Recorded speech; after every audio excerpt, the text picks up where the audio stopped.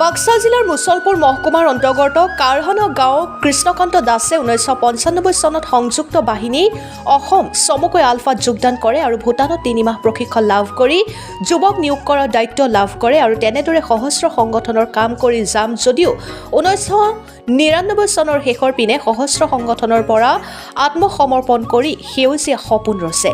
প্ৰায় 30 বিঘা আধি মাটিত ধান খেতি, মাকৈ, সৰিয়হ আৰু ধনিয়াৰ খেতি কৰি সেউজী বিপ্লৱৰ সূচনা ৰচিছে কৃষ্ণকান্ত দাসে। বন্দুক এৰি হাতত তুলি লৈছে কোৰ। পত্নী সহিতে 2টি সন্তানৰ পিতৃ কৃষ্ণকান্ত দাসৰ এতিয়া বন্দুক বাৰুদৰ তেনে এটি জীৱন ভাল নালাগে বুলি মন্তব্য কৰে।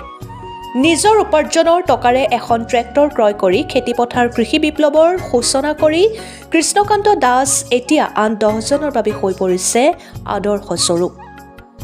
Bureau report, Arunodoy Assam. কৃষ্ণকান্ত দাস, গাঁওচি কাৰখানা। মই 95তে বৰবন্ধত গৈছিলোঁ আৰু 99 আৰু 2000 এই পূৰ্ব আৰু সেই সময়তে মই চান্দা কৰিছোঁ। কি গৈছিল আপোনাৰ? গৈছিলোঁ আৰু স্বাধীন অসমৰ সপোন দেখি গৈছিলোঁ, কিন্তু কি হ'ব মাজতে আৰু গণ্ডগোল লাগি আৰু ভূটানত মই যাব নোৱাৰিলোঁ। সেইকাৰণে মই বহি গ'লোঁ। বহি যায় আৰু লাষ্টত আৰু ডুমনি কেম্পত যাই ঘৰত দি মই নিজে চান্দা কৰিছোঁ। তাতে আচলতে থাকি কেনেকুৱা লাগে? তাতে থাকিতো ভালেই লাগে একচুৱেলি, আৰু বাহিৰা দেশ না সেই ভূটান এখন, থাকি ভাল লাগে তাতে। খেতি কৰিছিল তাত? খেতিটো তাতে মাকৈ খেতি কৰা হৈছিল আৰু লাই লাফাইবিলাক আৰু নিজে কৰি আৰু হেৰি কৰা খাইছিলোঁ, তাতে খোৱা খাইছিল। মই এইটো ট্ৰেইনিংটো তিনি মাহে কৰিব পাইছোঁ না। তাৰপিছত আৰু চব চুলিবিলাক আৰু অহাই দি আহে, ট্ৰেইনিঙত নিব লাগে। মোৰ সেয়ে কাম আছিল, যোগাযোগৰ কাম আছিল। এনেহেন খেতি কৰি ভাল লাগে। নিজৰ মাটি নহ'লে তাৰমানে খেতিটো মই বিৰাট ভাল পাওঁ। তাৰমানে ধান খেতি হওক, মাকৈ খেতি হওক, আৰু খেতিত আহি নিজৰে মনটো অলপ ভাল লাগে তাৰমানে। ট্ৰেক্টৰ এখন দেখা পাইছোঁ, কিন্তু আপোনাৰ ট্ৰেক্টৰখনটো মোৰ নিজাই, কিন্তু মোৰ বহা বস্তিয়ে আধা বিঘা মাথন মাটি, কিন্তু মোৰ খেতিৰ মাটি 1 বিঘাও নাই। কিন্তু আহি আৰু আধা খেতি 35 বিঘালৈকে ধান খেতিয়ে কৰোঁ মই।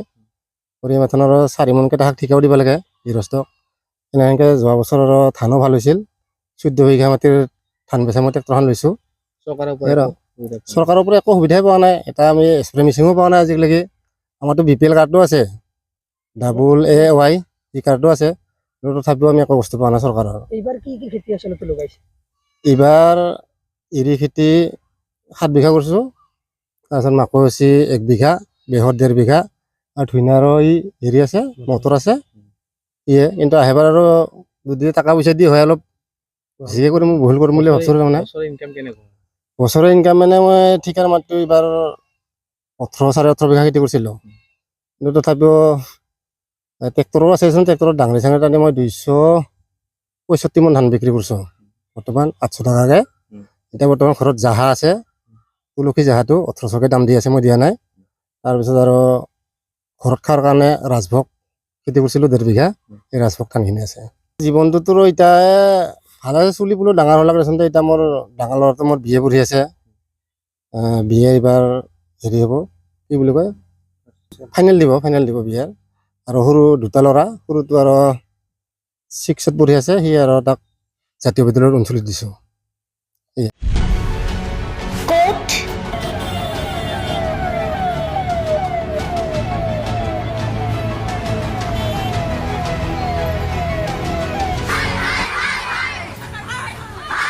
কিয়, কেনেকৈ?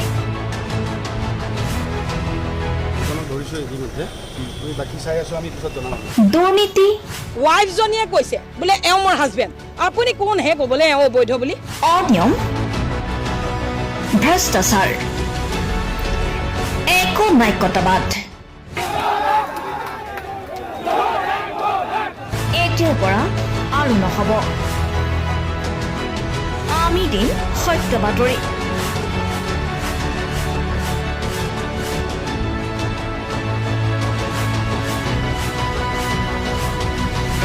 নিজকে সংস্থাপিত কৰাৰ বাবে শুদ্ধ ৰূপত নিৰ্ভীক নিৰপেক্ষতাৰে আমি সাজু। অসমৰ উন্নয়নমূলক যাত্ৰাই আজি এক নতুন দিগন্ত ভৰি দিছে। অসমৰ ৰাইজৰ পৰা আমি সদায় আশীৰ্বাদ বিচাৰোঁ আমি এনেকৈ যাতে আমাৰ জননী জন্মভূমিক সেৱা কৰি যাব বিচাৰোঁ। অৰুণোদয় অসম নিৰ্ভীক নিৰপেক্ষ